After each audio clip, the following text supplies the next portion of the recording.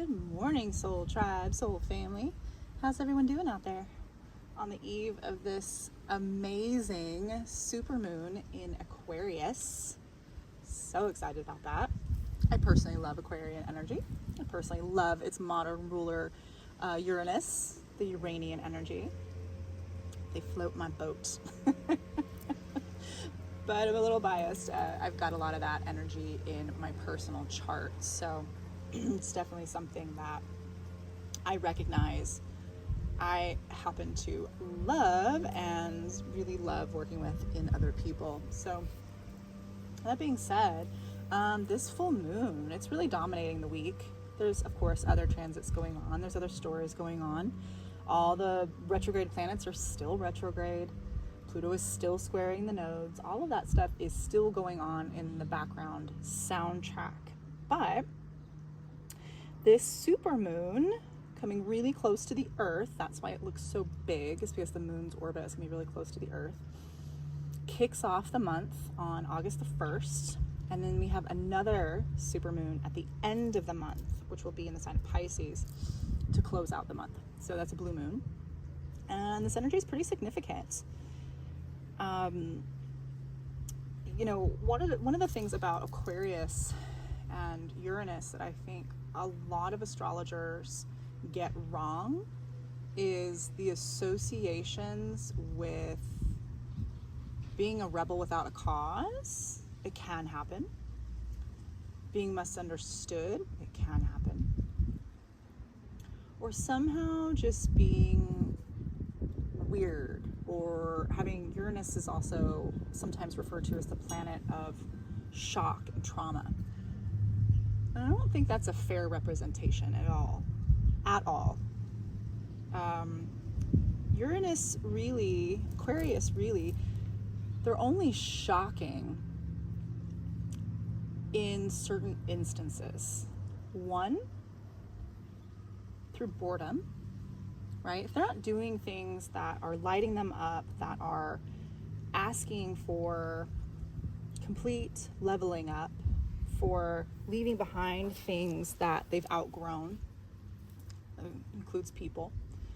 If you're resisting all that energy, then yeah, it can feel like there's an upsetting moment, because Uranus or Aquarius will come through and upset the status quo. That's part of its job. When you understand that those functions serve a greater purpose and that they're not kicking over the apple carts just to throw a tantrum, although that can happen, there's warning signs coming up to that. There's a lot of feeling stuck, feeling stagnant, knowing you need to make changes but not making them, being parts of, Aquarius rules humanity. The 11th house, is the house of hopes and dreams in the future and friendships. But I would say it's not just friendships, it's more than that. It's like-minded people. It's about the audience you're in front of. How do they relate to your energy? How do they relate to what you've got going on? And if you're a strongly Uranian person, strongly Aquarian person, you can't be around the status quo. It's just not going to work for very long. And for me, that message is coming through so strongly on this full moon. We can't be doing things the way that we've always been doing them. Okay, so this may mean shifting who we're in front of, who we're around, what things have gotten stagnant in your life, like taking a look at that.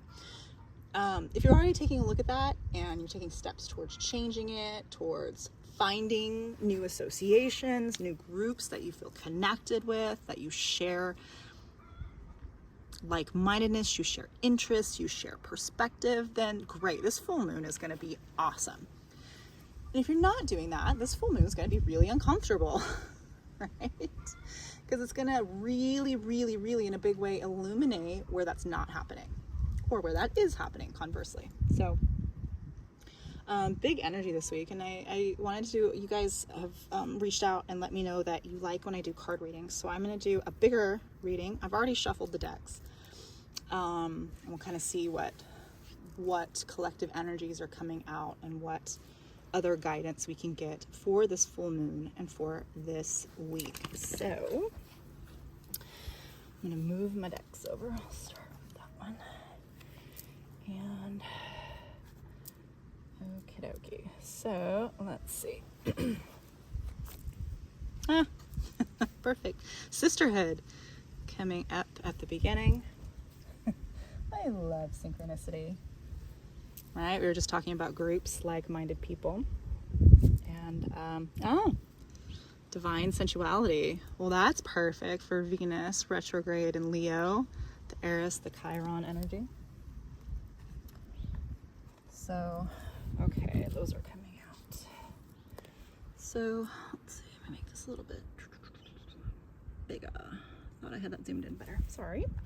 All right, so finding your sisterhood, your friendship, your allies. Right now, again, this does not have to mean just women. This is not gender specific, but it's about finding groups of people who you resonate with, who get you, who, you know, you can show your warts to, right? You can be not just the fluffy center part of the bread, but the crumbs at the bottom of the toaster around. And they get you, and they love who you are and what you're about, and you love who they are and what they're about, right? So if that's something that's not really happening for you right now, this full moon is going to help you maybe see why or where you can make those changes. Either way, I would reach out and start to make new connections. Mercury being in Virgo, that's a great time. You know, Virgo does analysis. Virgo is about discernment. Gemini is a little bit more about networking, but Virgo is about discernment. It's about separating things and saying, yes, this works well, keep this. You know what? No, this doesn't work well, leave that. And then that divine sensuality. So, you know, kind of in an obvious sense, like, do you feel sexy? Right? And that means different things to everybody, but like, do you feel comfortable in your own skin? Do you have a sense of confidence? Confidence is sexy, right? Not arrogance. Arrogance is different. But like, people that are really comfortable being themselves, there's something really attractive about them. And I know, you know, for myself and talking with and counseling other people through astrology, when they feel their sexiest is when they feel the most comfortable with who they are, when they feel that sense of confidence. So that's big messages coming through about being with the right people and also being right with yourself. Yeah, if you know you're running with a group that like isn't doing it, it's not about judging them, it's not about making them bad people, but you know, maybe it's time to move on. So yeah, all right, let's take a look at the energies surrounding this week. Some energy cards here. I know I said I already shuffled these, and I did, but this one I feel like I needed to shuffle again, so here we go. Okay. All right, so we've got, Toward a Romance reversed. Oh my. So if you're having some stuff going on in your love life, huh? Or how you feel about yourself. Woman holding a coin reversed. And, oops. Healer of the Ages upright. Okay. Well, start with that. Door to Romance. So where are you feeling stuck maybe in your love life? This is very apropos, again, with Venus being in retrograde and the nodes being in Aries and Libra. The nodes of the moon, right? What we're moving towards, north node, what we need to let go of, south node, because we can't get to new things without letting other things go.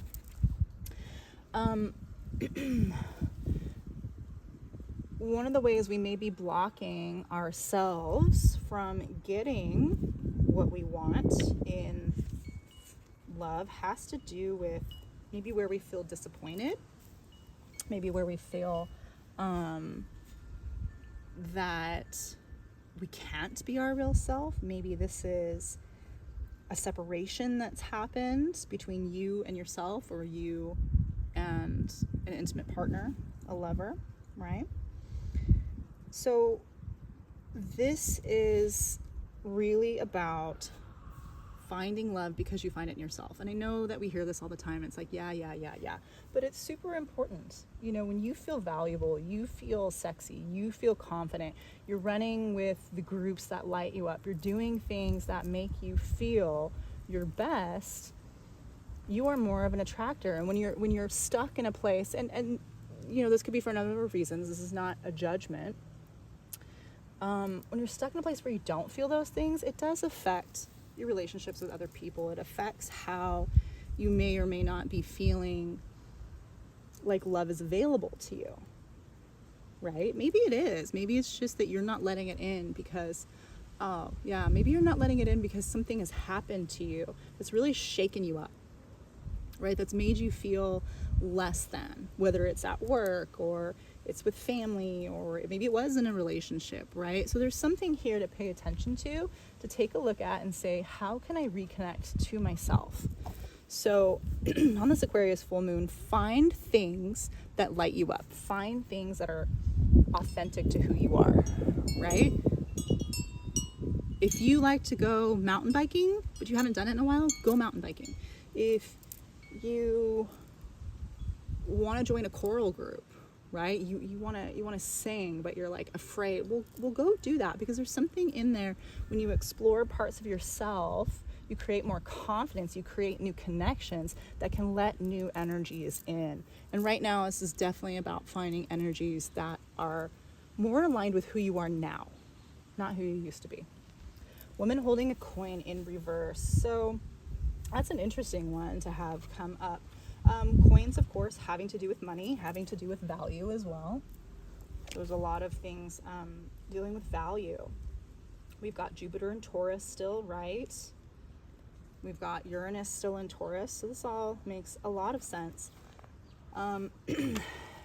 Taurus has to do with what I value, what I find worthy of my time, my resources, my talents, my abundance, the things that I have that are valuable. And so something here is being blocked in that area. Something, maybe it's a fear, maybe you're afraid that you're not valuable, or maybe, this could be about that Libra South node, that someone else, right? Someone else is holding the coin.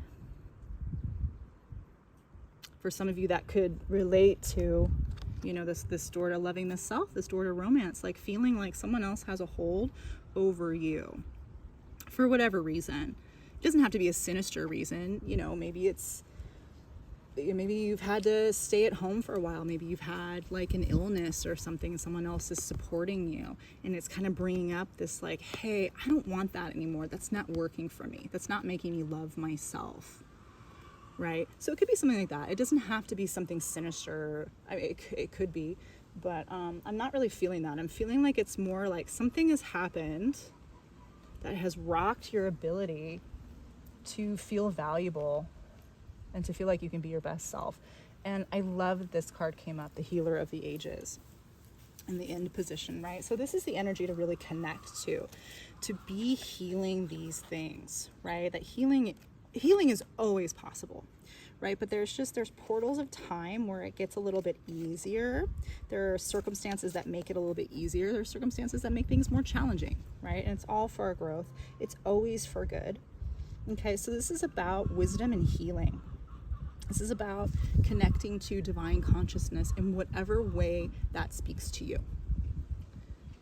Okay, I'm not about dogma, so everyone's got their own connection to source, their own connection to the divine within them. And so this is asking you, reminding you to tap into that, right? And the obvious spot really is through the heart. That's one of the things that, ironically, I've been working on with my movement clients, with my Pilates clients, is opening the heart chakra. It's so stuck for so many people. There's an overemphasis, especially in the Western traditions, and Pilates really emphasizes this in a way that I just do not like. Overemphasizes the solar plexus, right? That personal power. But when the energy gets stuck, either, it could be stuck up here, it could be stuck down here. When it gets stuck, it's not going through the heart. we don't feel loved, we don't feel valued, we don't feel connected to something greater. When our heart is open, when we're connecting through how we feel, when we're moving through love, and this is not just some woo-woo thing, there's lots of science talking about the actual heart's magnetic field, which is so amazing. When we have our heart's magnetic fields amplified, you can feel it. You can feel being around people who have big, generous, loving hearts. They're great to be around, right? People that have closed off hearts for whatever reason, again, maybe they're grieving something. This is not about judging anyone. Maybe they're grieving something, and right now their heart had to be, maybe it's you, your heart had to be kind of shut down for a little bit. This is time to open it back up, right? This is time to really, really connect with who you are and what you're about.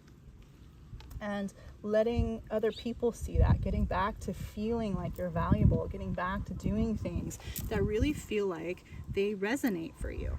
Because when we're not doing that, we do feel cut off, we feel closed off, we feel shut down. Nothing in life really works the way that it's supposed to. And that's a pretty icky feeling. So, all right, I'll do a little bit of the tarot to finish. And okay, we've got 10 of air. Yeah, that's the swords, all about endings. The ace of air. Yeah, endings for new beginnings, right? Should I move these over? And what else do we have? We have the the love card. Okay. Yeah. So Spirit coming in strong with this message this week. So yeah, letting go of whatever has ended, whatever needs to be ended. And again, if you're looking for romance, if you're disappointed in that, don't necessarily look to your romance. It could be something else. It could be that, again, you need to change your friend group, right? Maybe it's about getting back in touch with a hobby or something that made you feel valuable. Maybe it's something in that realm. Often when we take care of other parts of our life, the major part that we were worried about or concerned about gets corrected, right? Because we're not holding that frequency of this isn't working, this isn't working, this isn't working, go away, don't want, right? I'm finding myself dealing with that right now. I'm like, oh, I've been saying more of what I don't want. For me, it's in my certain aspects of my career, and I'm like, wow, spend more time saying what you do want, Nicole, and spend your time there. So the 10 of air, the 10 of swords is really about endings. And again, to move forward, right, to get that ace of air, that new beginning, something does have to end. I said this the other day when I was talking about the retrogrades last week, right? That you can't go to Bali, you can't go to Fiji, you can't go wherever and stay at home at the same time. You can't do that. Right? You have to be willing to let go. You have to be willing to leave the airport. Okay? And so this is really talking about leaving something behind. You know what it is. Again, whether it's a relationship, it's a job, it's a way of thinking, whatever happened. And the 10 of swords also, there's something in here that really did, man, it really tore you apart. I mean, it really hurt your heart. I think for some of you, it also it hit your finances as well. But it really, this reading to me is about your core sense of self, valuing yourself and feeling like you can open your heart again and be loved and be worthy, because you are, right? We're getting to that love card at the end. And some tarot decks, that's the choices card. And that's really a space that, we all want. We want to feel loved. We want to feel included, right? We want to feel like we are connected to something or to someone outside of ourselves that values us, right? We all want that. It's not a bad thing. It's part of what makes us human, and remembering that there is always, no matter what has happened over, no matter what has happened in the past, you are worthy of love. And you're worthy of giving love. And some of this has to do with forgiveness for some people, right? Whatever this 10 of air is, right? Under that door to romance, whatever that is, let it go. It's time. It's okay. Don't be afraid to hold on to something that's keeping your heart in a cage, right? Oh no! Goodness gracious. Right? Don't get blown over. But really, whatever needs to end, whatever's been keeping your heart in this cage, let it go. I promise you, there's something better on the other side. And I realize that takes trust in that the Ace of Air will show up, right? That there will be a new beginning, and there's a lot of faith involved in that. There's a lot of trust involved in that. There's a lot of, is there going to be a new tomorrow? Well, there is, right?